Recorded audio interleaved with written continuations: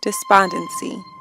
There was a girl named Despondency who loved a boy named Altruistic, and he loved her in return. She adored books, and he could not read, so they spent most of their time wandering through worlds together, and in doing so, lived many lives. One day, they read the last book there was and decided they would write their own. It was a beautiful tale set against a harsh desert with a prince named Mirage as the hero. From their wild imaginings, an intricate plot of adventure and tragedy unfolded.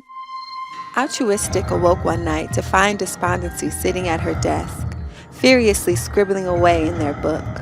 It caught him by surprise, for, until now, she had not written a single word without him. Despondency turned to face him, her eyes cast downward. She told him while writing their story, she had fallen desperately in love with Prince Mirage and wanted to wander the desert in search of him. Altruistic was heartbroken, but knew it was in Despondency's nature to long for what she couldn't have, just like it was in his not to stand in her way. Crying, she begged him to burn the tale of Prince Mirage, but he could not bring himself to do it. They said their goodbyes, and she asked if he would carry their book with him always. He promised he would, and with one final look, she was swallowed by the swirling desert sands. He knew he would never see her again. Epilogue. The girl was standing in the graveyard by her father's tombstone when a tall stranger approached.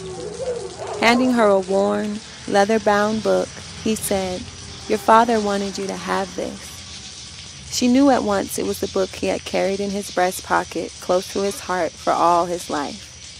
Her father's inability to read was something she had inherited, and while tracing her fingers over the cover of the book, she asked, "Can you please tell me what the title is?" "Grief," the stranger replied.